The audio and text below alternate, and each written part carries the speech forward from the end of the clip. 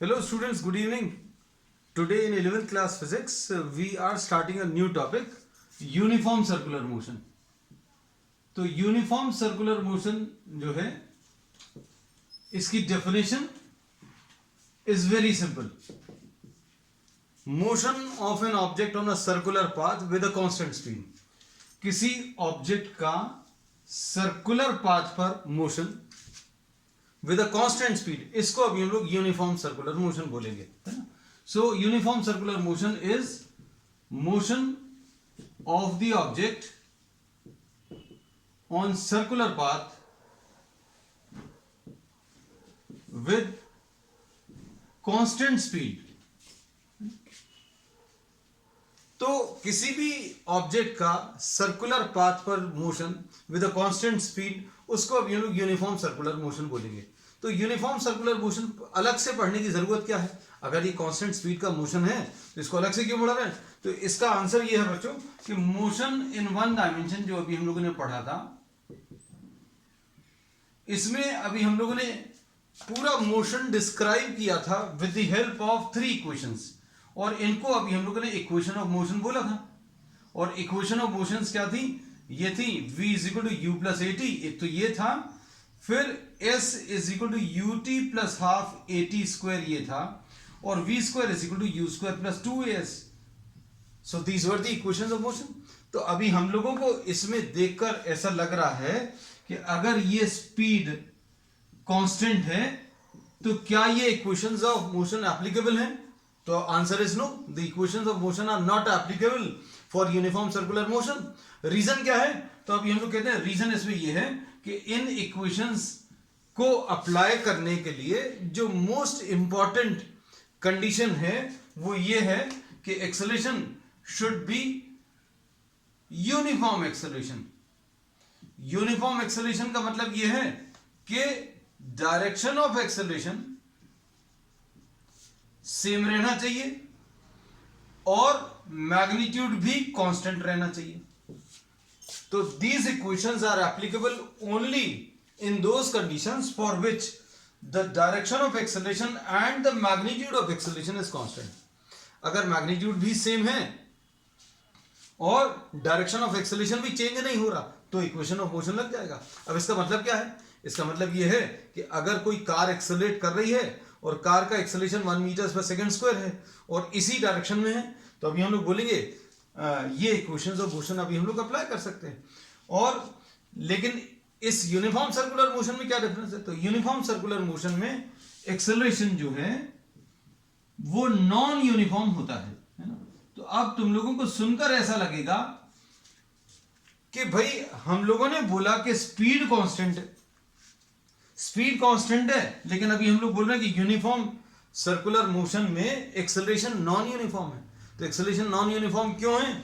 Acceleration non uniform है क्योंकि इसका मैग्नीट्यूड तो कांस्टेंट रहता है. Magnitude of the acceleration, magnitude of acceleration constant है, लेकिन direction changes at every point. इसलिए ये इक्वेशंस ऑफ मोशन एप्लीकेबल नहीं है. इसलिए इस चैप्टर को अभी हम लोग अलग से पढ़ना है, इस टॉपिक को अलग से पढ़ने का रीजन बताया. तो अभी हम लोगों ने क्या बता दिया?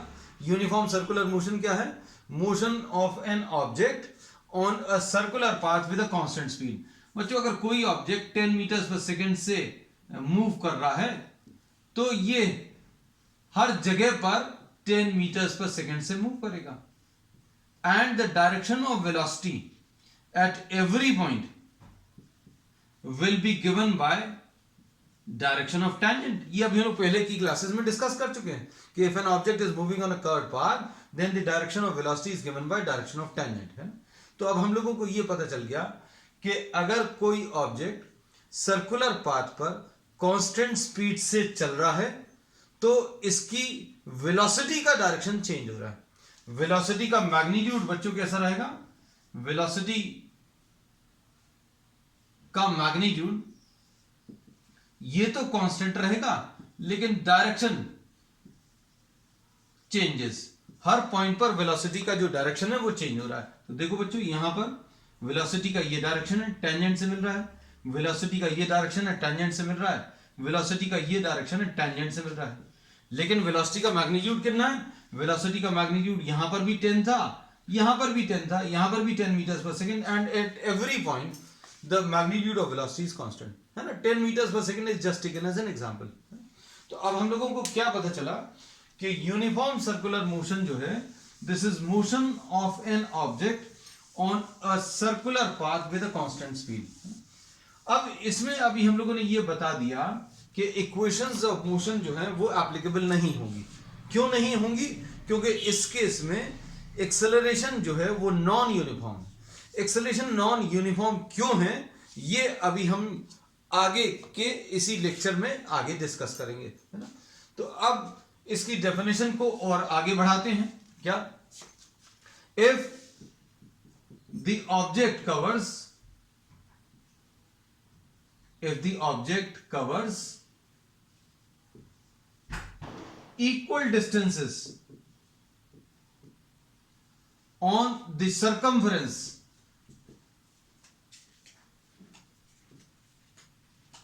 of a circle in equal interval of time,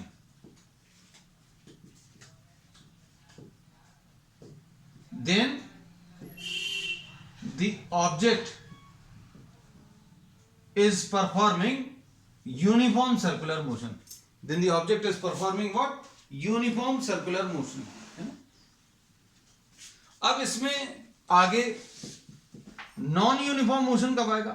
non uniform circular motion. तो non uniform circular motion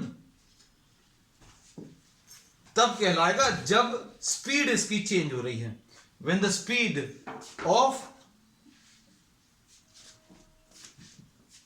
when the speed of the object changes, when the speed of the object on the circular path changes, then we say that the object is having a non uniform circular motion. तो uniform circular motion क्या है? It is the motion of an object on a circular path with a constant speed. non uniform circular motion क्या है? Motion of an object on a circular path with a non uniform speed. इसको अभी हम लोग non uniform circular motion बोलते हैं. अब इसके बाद नेक्स्ट डेफिनेशन बच्चों, कुछ डेफिनेशंस लेंगे, फिर उन्हीं कॉन्सेप्ट्स को अभी हम लोग आगे बढ़ाएंगे. Time period. अब अगर इसको, इस सर्कुलर मोशन को अगर अभी हम लोग देखें, इस सर्कुलर मोशन में the object is moving on the circular path with a constant speed, है ना. ये कांस्टेंट स्पीड से चलता जा रहा है ना. तो अब हम लोग इसमें ये कह सकते हैं, अगर ये कांस्टेंट स्पीड से मूव कर रहा है तो time taken for one complete revolution on this circle, अगर एक पूरा चक्कर लगाने में टाइम को अगर देखें तो वो कांस्टेंट आएगा. क्यों? क्योंकि इसकी स्पीड कांस्टेंट है. तो अब हम लोग इसमें ये बोलते हैं time period. It is the time taken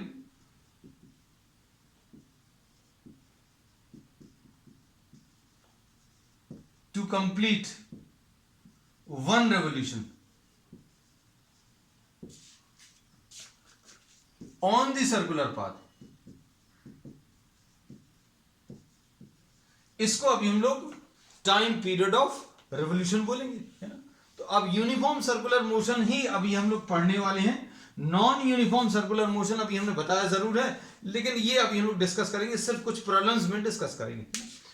तो अब नेक्स्ट इसकी जो डेफिनेशन है, फ्रीक्वेंसी.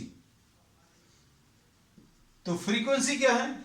कितने रेवोल्यूशंस कंप्लीट हो रहे हैं पर सेकेंड, उसको अभी हम लोग फ्रीक्वेंसी ऑफ रेवोल्यूशन बोलते हैं. तो टाइम पीरियड क्या है? The time taken to complete one revolution on the circular path, इसको टाइम पीरियड बोला है. और frequency the number of revolutions completed per second. इसको बच्चों अभी हम लोग एन से रिप्रेजेंट करते हैं, टाइम पीरियड को कैपिटल टी से. तो अब देखो, अभी हम लोगों ने क्या क्या चीज पढ़ ली.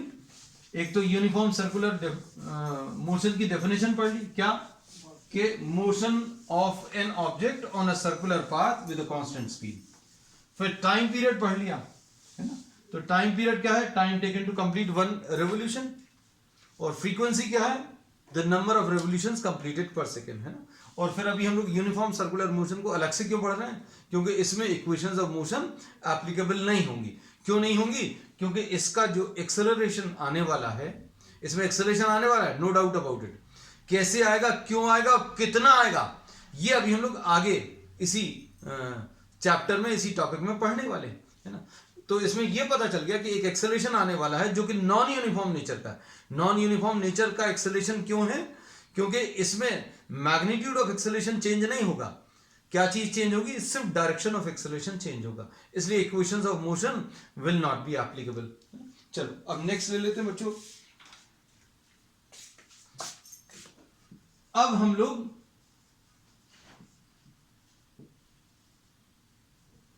एंगुलर वेरिएबल्स डिफाइन करेंगे। एंगुलर वेरिएबल्स का मतलब क्या है, हम लोगों ने जैसे स्ट्रेट लाइन मोशन में अगर कोई ऑब्जेक्ट अगर स्ट्रेट लाइन में मूव कर रहा है तो कोई ऑब्जर्वर ले लिया था और वो ऑब्जर्वर उसके लीनियर वेरिएबल्स को स्टडी करते थे और उन लीनियर वेरिएबल्स को रिलेट करने के लिए इक्वेशंस ऑफ मोशन बनाई थी। और वो लीनियर वेरिएबल्स क्या थे बच्चों, v था और उसके बाद a था और टाइम था, वेलोसिटी, एक्सेलरेशन, टाइम, है ना। तो और इसमें position, most important, position, velocity, acceleration, position, velocity, acceleration, and all of these were studied with respect to time। तो ये linear variables थे। तो बच्चों अब सर्कुलर मोशन में क्या चीजें पढ़ने वाले हैं, तो ये सबसे पहली जो डेफिनेशन इसमें अभी हम लोग लेने वाले हैं, एंगुलर पोजीशन। तो एंगुलर पोजीशन को अभी हम लोग थीटा से रिप्रेजेंट करते हैं। अब एंगुलर पोजीशन अगर डिफाइन करनी है, कोई ऑब्जेक्ट अगर सर्कुलर पाथ पर चल रहा है, तो अभी हम लोग बोलेंगे आपको दो चीजों की जरूरत पड़ेगी to define the angular position of any object moving on a circular path। हमें दो चीजों की जरूरत पड़ेगी, क्या, एक तो ओरिजिन की जरूरत पड़ेगी and second will be what, the reference line. इसका मतलब क्या है, कि दोनों चीजें अभी हम बताते रहे। जैसे अभी हम लोगों ने पोजीशन डिफाइन करनी थी, तो पोजीशन डिफाइन करने के लिए फ्रेम ऑफ रेफरेंस की जरूरत थी, वैसे ही अभी हम लोग कुछ करने वाले हैं। कैसा, suppose any object is moving on a circular path, कोई ऑब्जेक्ट अगर सर्कुलर पाथ पर मूव कर रहा है तो भाई इसकी पोजीशन डिफाइन करनी पड़ेगी। ऑब्जेक्ट अगर यहां पर है तो इसकी पोजीशन क्या है बताना पड़ेगा। अगर ये ऑब्जेक्ट यहां पर आ गया तो पोजीशन बतानी पड़ेगी। तो क्या करना पड़ेगा बच्चों, एक ओरिजिन डिफाइन करना पड़ेगा। तो ये ओरिजिन डिफाइन कर लिया। ओरिजिन किसको ले लिया, सेंटर ऑफ द सर्कल ले लिया। फिर इसके बाद अभी हमने क्या किया, इसको रेफरेंस लाइन ले लिया। This can be assume to be what, this can be assume to be what, the x axis, है ना। तो अभी हम लोगों ने इसको रेफरेंस लाइन ले लिया। So this is the origin, this is the origin. यहां पर कोई ऑब्जर्वर है और ये ऑब्जर्वर इस ऑब्जेक्ट को इसके ऊपर चलते हुए देख रहा है। कोई ऑब्जर्वर अगर इस पॉइंट से ऑब्जेक्ट को अगर चलते हुए देखेगा तो अभी हम लोग बोलेंगे इसकी line of site, line of site मतलब नजर जो है वो चेंज होगी। ये अगर ऑब्जेक्ट यहां कहीं पर है तो अभी हम लोग बोलेंगे इसकी लाइन ऑफ साइट ऐसी कुछ आएगी। ऑब्जेक्ट अगर यहां पर आ गया, ऑब्जेक्ट अगर यहां पर आ गया तो इसकी लाइन ऑफ साइट, जैसे सपोज कोई ऑब्जेक्ट अगर ऐसा घूम रहा है सर्कुलर पाथ पर, तो हमारी लाइन ऑफ साइट पहले ऑब्जेक्ट जब यहां पर होगा तो ऐसी कुछ होगी, और जब ये ऑब्जेक्ट घूमेगा तो ये पूरी लाइन ऑफ साइट, जिस लाइन के अलाउंग अभी हम लोग ऑब्जेक्ट को देख रहे हैं, वो अगर रोटेट कर रही है, ये ऑब्जेक्ट रोटेट कर रहा है, और जैसे जैसे ऑब्जेक्ट रोटेट कर रहा है तो लाइन ऑफ साइट भी चेंज होगी, है ना। तो लाइन ऑफ साइट जो है बच्चों ये रोटेट कर रही है, इसलिए हम लोग क्या डिफाइन करने वाले हैं यहां पर, एंगुलर पोजीशन डिफाइन करने वाले हैं, है ना। तो अब हम लोग इसमें क्या ले रहे हैं, we will be defining this as the origin. इसको ओरिजिन डिफाइन किया और इसको सपोज एक्स बोल दिया, और ये ऑब्जेक्ट मान लीजिए पी पर है। हम लोगों ने ये कहा है कि ऑब्जेक्ट कितना घूम रहा है, कहां घूम रहा है, ये बताने के लिए अभी हमें एक ओरिजिन लेना पड़ेगा, मतलब कहीं से ऑब्जेक्ट को ऑब्जर्व करना पड़ेगा। दूसरी चीज अभी हमने ये बताई है कि इसका जो मूवमेंट रहेगा वो स्ट्रेट लाइन मोशन में नहीं है, स्ट्रेट लाइन में नहीं मूव कर रहा। तो अभी हम लोगों ने ये बोला कि अगर कोई ऑब्जेक्ट इधर कहीं पर है और ये रोटेट कर कर अगर ऐसा जा रहा है तो अभी हम लोग बोलेंगे लाइन ऑफ साइट। हम लोग जो ऑब्जेक्ट को ऑब्जर्व कर रहे थे उसकी line of site, object rotate किया तो हमारी लाइन ऑफ साइट भी, देखने वाली जो लाइन है वो लाइन भी चेंज होती जाएगी, और चेंज होने में ये रोटेशन आ रहा है ना। तो इसलिए अभी हम लोग एंगुलर पोजीशन डिफाइन करने वाले हैं। तो अब एंगुलर पोजीशन कैसे पता चलेगी बच्चों? ये ओरिजिन है, ये रेफरेंस लाइन है। रेफरेंस लाइन बतानी क्यों जरूरी है बच्चों? अगर कोई ऑब्जेक्ट यहां से यहां आ गया तो ये किस लाइन के रिस्पेक्ट में रोटेट कर रहा है, ये अभी हम लोग बताएंगे, डिफाइन करेंगे। तो देखो, ये ओरिजिन हो गया, ये रेफरेंस लाइन हो गई, और ये P, ये कोई ऑब्जेक्ट रखा हुआ है, तो ये P की अभी पोजीशन अगर अभी हमें बतानी है तो ये theta will give you what? The angular position. Theta क्या कहलाएगा बच्चों? Angular position. ठीक है,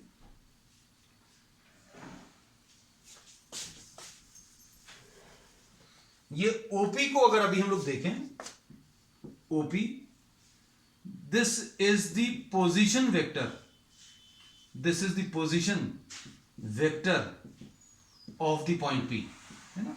आपको अगर याद हो वेक्टर्स में ऐसा कुछ पढ़ा था, मान लीजिए नहीं भी याद है तो कोई दिक्कत नहीं है। अभी हम लोगों ने ये बोला कि ऑब्जेक्ट अगर यहां कहीं पर रखा हुआ है तो ओपी, ये इसका ओएक्स के साथ angle, the angle made by OP with OX is called the angular position. Angular position मतलब अभी हमने P पॉइंट की पोजीशन डिफाइन करी, किसके टर्म्स में डिफाइन करी? एंगल के टर्म्स में। ठीक है, अब इसके बाद नेक्स्ट टर्म जो अभी हम लोग दे रहे हैं, एंगुलर डिस्प्लेसमेंट। अब ये इंपॉर्टेंट है,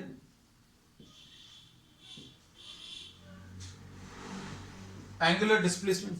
तो बच्चों अगर कोई ऑब्जेक्ट यहां से यहां तक अगर मूव कर गया, अगर ऑब्जेक्ट P से P' तक अगर आ गया, अगर कोई ऑब्जेक्ट मान लीजिए अभी हम लोगों ने इसको रेफरेंस लाइन ले लिया, इसको रेफरेंस लाइन ले लिया, और ये ऑब्जेक्ट जो है इनिशियल पोजीशन यहां कहीं पर है ना, और ये ऑब्जेक्ट रोटेट करके यहां पर आ गया, तो अब हम लोग इसमें ये कह रहे हैं ये ऑब्जेक्ट जो ओपी से, सॉरी P से रोटेट करके P' तक आया, है ना। तो ये थीटा एंगुलर पोजीशन है।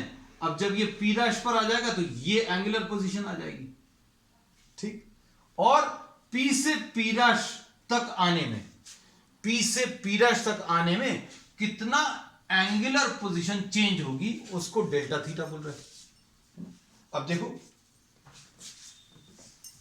डायग्राम में बच्चों, अभी हम सारी चीजें एकदम परफेक्टली क्लियर कर देंगे, बस एक बार समझने भर की जरूरत है, फिर दोबारा आपको दिक्कत कहीं पर भी नहीं जाने वाली। हमने ये बोला ये OX इनिशियल लाइन है, ये P पॉइंट है, और OP का OX के साथ एंगल थीटा है। जब ये ऑब्जेक्ट P से P' पर आया तो ये वाला जो एंगल है वो थीटा डैश हो गया। मतलब एंगल कितना चेंज हुआ? पहले थीटा था, अब थीटा डैश हो गया।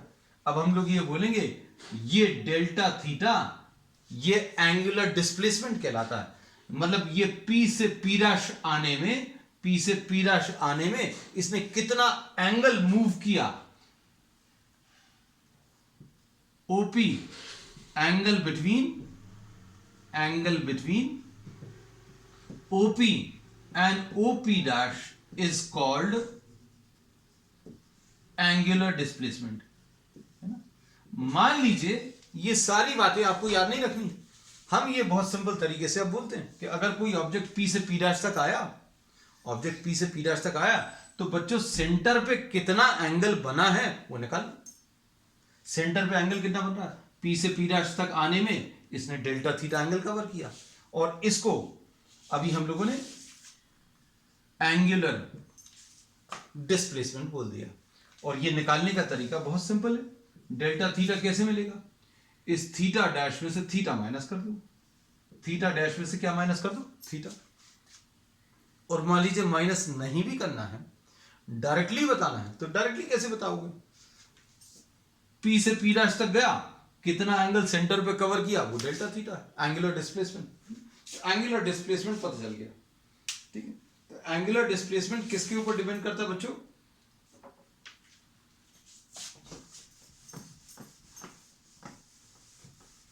Angular displacement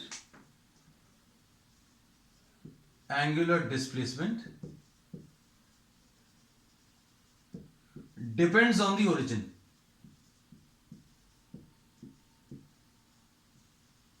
origin which is selected. Angular displacement किसके ऊपर डिपेंड करता है? ओरिजिन के ऊपर डिपेंड करता है। अगर ये ओरिजिन कहीं और होता तो एंगुलर डिस्प्लेसमेंट कुछ और आना था, है ना। लेकिन आज अभी हम लोग ये एस्पेक्ट नहीं डिस्कस कर रहे, लेकिन अभी आप थोड़ा सा सोच कर देखना कि ओरिजिन अगर आपने यहां पर लिया होता या कहीं और पर लिया होता तो डेल्टा थीटा की वैल्यूज अलग अलग हो सकती थी। जैसे अगर आपने ओरिजिन यहां कहीं पर लिया, suppose the origin is taken at this point, तो कितना एंगल कवर हुआ वो अगर आप देखोगे तो it will be different from this position. लेकिन अभी हम आज इस एस्पेक्ट को डिस्कस नहीं कर रहे, we will be discussing this aspect later on. अब इसमें रेफरेंस लाइन के ऊपर डिपेंड नहीं करता, मतलब ये OX अगर आपने यहां पर नहीं लेकर अगर आपने यहां कहीं पर ली होती तो क्या एंगुलर डिस्प्लेसमेंट चेंज होता?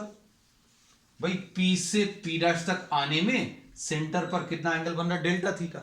डेल्टा थीटा कैसे निकाला? थीटा डैश में से थीटा माइनस कर दिया। थीटा डैश में से बच्चों क्या माइनस कर दिया? थीटा माइनस कर दिया। अब थीटा डैश और थीटा क्या है तो ये भी बता चुके हैं। थीटा डैश और थीटा क्या है?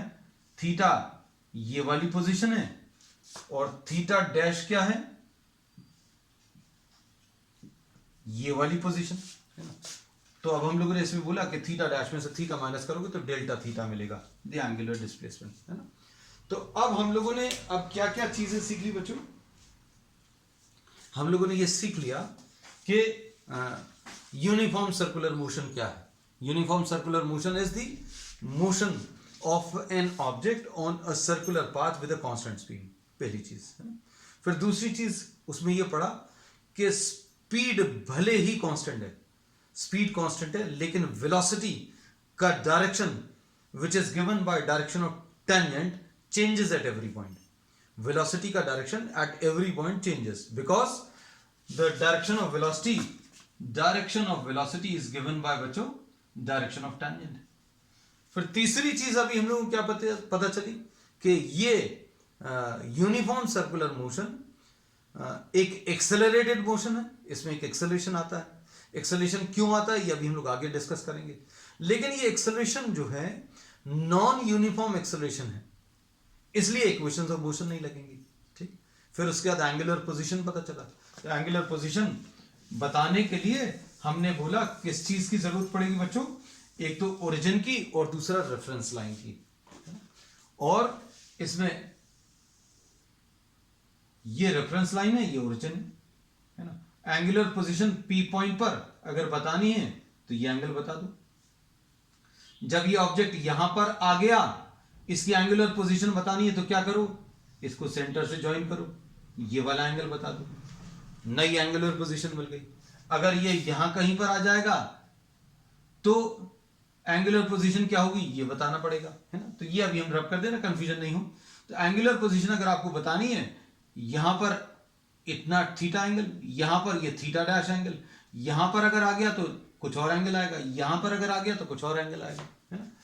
और एंगुलर डिस्प्लेसमेंट क्या रहेगा? The difference of these angular positions.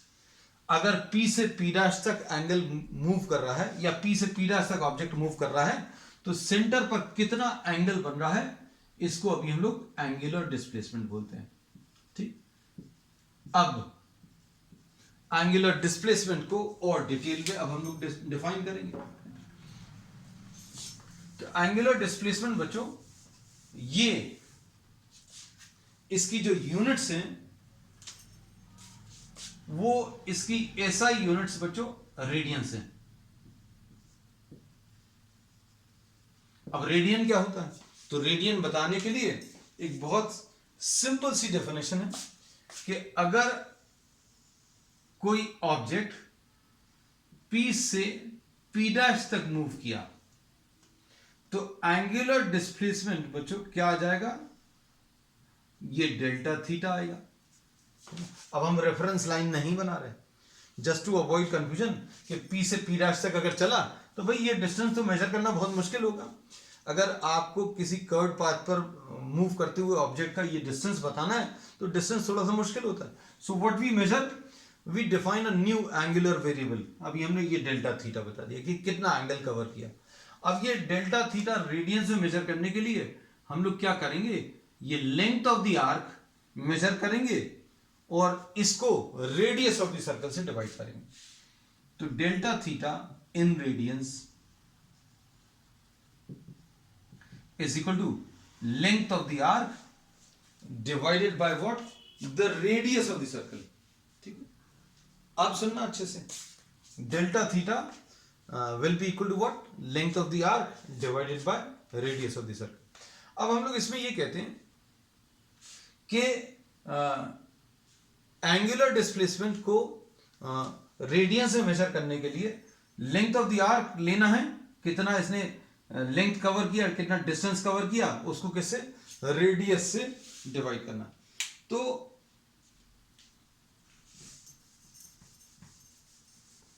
इस एंगुलर डिस्प्लेसमेंट को, ये जो नई यूनिट है इसको रेडियन मेजर बोलते हैं, है ना। और ये रेडियन मेजर को अगर डिग्रीज में कन्वर्ट करना है तो अब देखो, सपोज कोई ऑब्जेक्ट P से चलकर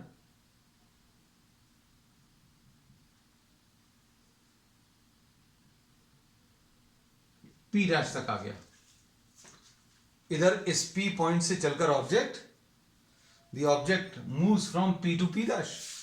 ऑब्जेक्ट अगर P से P डैश तक आ गया तो लेंथ ऑफ द आर्क कितना आ जाएगा, लेंथ ऑफ द आर्क ये पाई आर आ जाता है। अभी हम लोग मालूम है length of the arc will be equal to what, pi r. और डेल्टा थीटा ये एंगल रेडियंस में, in radians will be equal to length of the arc divided by radius. अब लेंथ ऑफ द आर्क कितनी है बच्चों, ये तो half of the circumference है, पूरा 2 पाई आर होता है, ये आधा सर्कल मूव कर रहा है तो ये कितना आ जाएगा बच्चों, पाई आर आ जाएगा, है ना। तो डिवाइडेड बाय आर, तो ये क्या आ गया, पाई रेडियंस। इसको अभी हम लोग ने क्या बोल दिया, ये पाई रेडियंस आ गया। और डिग्रीज में अभी हम लोगों को ऑलरेडी ये मालूम है कितना है, 180 degrees. 180 degrees is equal to what, pi radians. तो ये रिलेशन आ गया between what, radians and degrees. तो ये इसमें अभी हम लोग ये लिख सकते हैं heading, relation between degrees and radiance.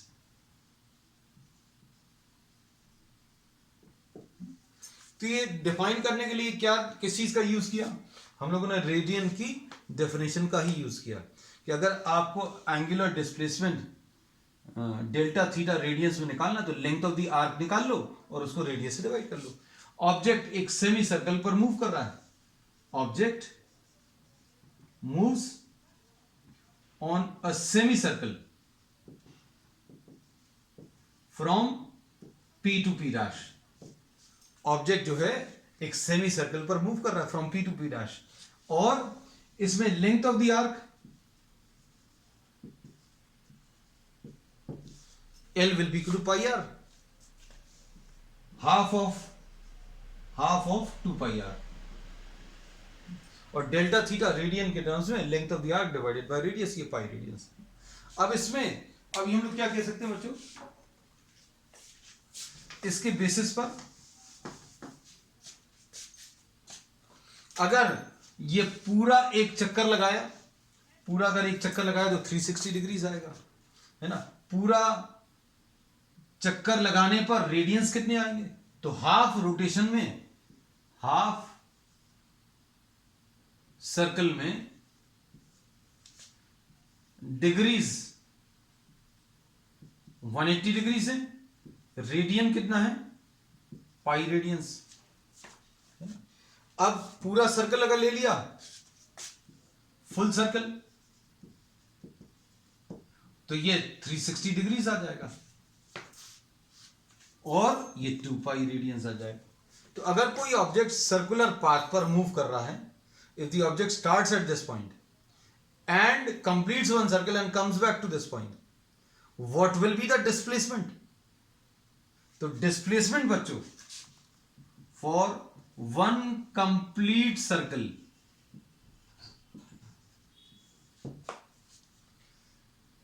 displacement जो है वो 0 होता है। ऑब्जेक्ट यहां से चलकर यहीं पर वापस आके डिस्प्लेसमेंट 0 है, लेकिन एंगुलर डिस्प्लेसमेंट ये 2 पाई रेडियंस होगा, है ना। तो ये पॉइंट बच्चों बहुत इंपॉर्टेंट है। अगर कोई ऑब्जेक्ट वन फुल सर्कल ले लिया for one complete circle, the displacement will be 0 but the angular displacement will be what 2 pi radiance, है ना। तो एंगुलर डिस्प्लेसमेंट बच्चों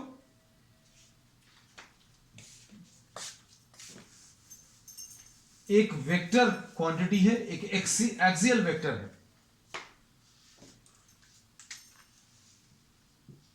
angular displacement is an axial vector. कैसा वेक्टर है बच्चों? एक एक्सियल वेक्टर है। एक्सियल वेक्टर का मतलब क्या है?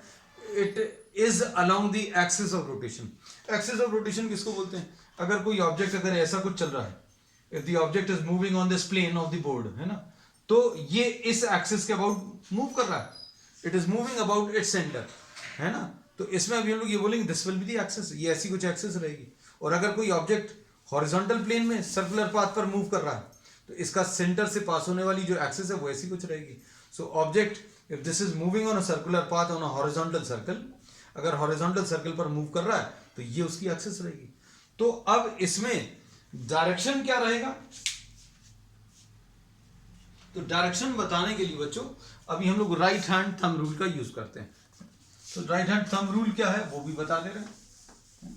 देखो अच्छे से, सारी चीजों को अच्छे से समझना बच्चों, है ना, ये बहुत इंपॉर्टेंट है टॉपिक। सपोज कोई ऑब्जेक्ट जो है P से P' तक मूव कर रहा है। ये ऑब्जेक्ट जो है P से P' तक मूव कर रहा है, तो इसमें ये डेल्टा थीटा जो है बच्चों, ये एक वेक्टर है और इस वेक्टर का डायरेक्शन अलोंग द एक्सिस होगा। अब अलोंग द एक्सिस ये बाहर की तरफ होगा कि अंदर की तरफ? एक्सिस तो पता चल गई, दिस इज द एक्सिस, है ना। अब हम लोग अगर इसको बनाना चाहें तो ऐसा भी बना सकते हैं, है ना। अगर हम सर्कल को ऐसा बनाएं और ऐसा बनाएं, इसमें डिफरेंस क्या है? इसमें ये जो सर्कल है, this is circular path on the plane and this is circular path perpendicular to the plane. मतलब ये कैसा रहेगा? ये ऐसा कुछ सर्कल है जो बोर्ड के परपेंडिकुलर डायरेक्शन में, ये ऐसा circle, the plane of the circle is perpendicular to the board.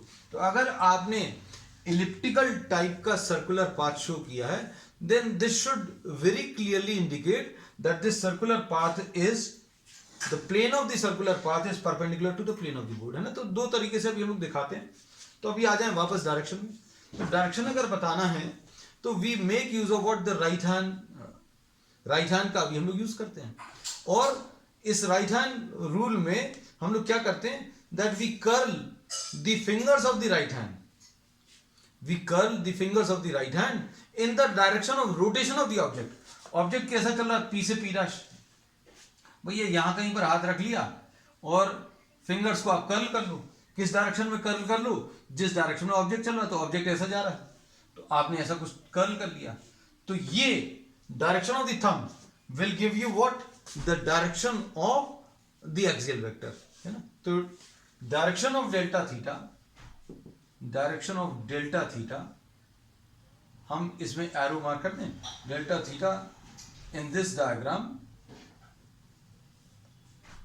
Is perpendicular to paper हम तुम लोगों के लिए लिख रहे हैं, हमारे लिए ये बोर्ड है, perpendicular to the board and outwards. ये देखो, तो राइट हैंड रूल क्या कहता है बच्चों? अगर डेल्टा थीटा का डायरेक्शन बताना, तो डेल्टा थीटा का डायरेक्शन बताने के लिए आप फिंगर्स को कर्ल कर लो राइट हैंड की। और किस डायरेक्शन में कर्ल कर लो? ऐसी तो नहीं कर्ल कर सकते, क्यों? क्योंकि आपको फिंगर्स को कर्ल करना है उस डायरेक्शन में जिस डायरेक्शन में ऑब्जेक्ट चल रहा है। तो ऑब्जेक्ट पी से पी डैश तक चला है ना, पी से पी डैश तक अगर चला तो आपने फिंगर्स को ऐसा कर्ल किया, ये direction of the stress thumb will give you what, the direction of the axial vector. अब इसमें देखना, अगर ये रोटेशन मान लीजिए P से P डैश अगर ऐसा कुछ आता तो कैसा आता एक्सियल वेक्टर, ये डेल्टा थीटा, देख लो ये डेल्टा थीटा आ गया। अब क्या होगा इसमें, अभी हम लोग क्या बोलेंगे, ये कैसा, curl of the fingers in the direction of, curl of the fingers in the direction of motion of the object, object ऐसा P से P डैश क्लॉकवाइज डायरेक्शन में चल रहा है, ये direction of the thumb will give you the direction of what, the axial vector. चलो अब इसके बाद, so angular displacement is an axial vector and its direction is along the axis, and is given by the right hand thumb rule। अब बच्चों इसमें किसी एक को अभी हम लोगों को क्या करना पड़ेगा, पॉजिटिव देना पड़ेगा। तो सपोज अभी हम लोगों ने एंटी क्लॉकवाइज को पॉजिटिव बोला, तो क्लॉकवाइज को बच्चों अभी हम लोग कैसा बोल सकते हैं, नेगेटिव बोल सकते हैं। एंटी क्लॉकवाइज अगर मान लीजिए ये बाहर वाला डायरेक्शन अगर पॉजिटिव बोला है तो अंदर वाला डायरेक्शन नेगेटिव आ जाएगा, है ना। अब इसमें अच्छे समझना चीजों को,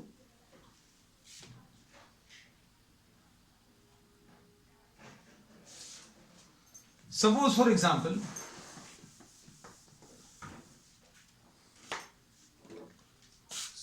एग्जाम्पल कोई ऑब्जेक्ट अगर एक कंप्लीट रोटेशन किया, एक कंप्लीट रोटेशन, सपोज ऐसे में 1 कंप्लीट रोटेशन, और यहां पर आने के बाद एक कंप्लीट रोटेशन लेने के बाद एक ऑपोजिट डायरेक्शन में अगर उसने ले लिया तो क्या होगा बच्चों, इसमें एक क्लॉकवाइज डायरेक्शन में मतलब क्लॉकवाइज डायरेक्शन में -2 पाई आ जाएगा 1 फुल रोटेशन, और एंटी क्लॉकवाइज डायरेक्शन में फिर ले लिया, तो एंटी क्लॉकवाइज डायरेक्शन में अगर ले लिया तो +2 पाई, है ना। तो आंसर इसका कितना आ जाएगा, 0 आ जाएगा। और बता देते हैं, suppose an object makes 3 clockwise and 4 anti clockwise,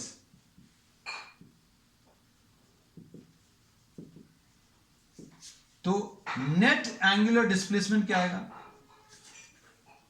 बता सकते हैं। इसमें अभी हम लोगों ने क्या बोला, 3 क्लॉकवाइज रोटेशन, मतलब अभी हम लोगों ने बोला एक 2 पाई आ गया, फिर एक और 2 पाई 4 पाई हो गया, फिर एक और 2 पाई मतलब 6 पाई। तो बच्चों 3 क्लॉकवाइज मतलब कितना आ जाएगा, 6 पाई। और क्लॉकवाइज बच्चों, क्लॉकवाइज रोटेशन मतलब अंदर की तरफ मतलब नेगेटिव। अब 4 एंटी क्लॉकवाइज मतलब 3 क्लॉकवाइज, 3 चक्कर ऐसे लगाने के बाद 4 चक्कर उसने ऐसे लगाए, है ना। तो अब कितना आ जाएगा बच्चों, देखो 4 चक्कर ऐसे, 1 2 3 और 1 4, है ना। तो ये कितना आ जाएगा बच्चों, ये आ जाएगा 8 पाई। और एंटी क्लॉकवाइज डायरेक्शन अगर अभी हमने ऐसा मार्क किया तो इसका डायरेक्शन कैसा आएगा, बाहर की तरफ, और बाहर की तरफ ये अभी हम लोगों ने पॉजिटिव बोला, तो आंसर क्या आ जाएगा, +8 पाई -6 पाई, यानी कि नेट एंगुलर डिस्प्लेसमेंट कितना आ जाएगा, +8 पाई -6 पाई, यानी कि ये 2 पाई आ जाएगा, है ना। तो बच्चों आज के लिए इतना ही। We will continue with the remaining concepts and definitions on the next one. That's all for today.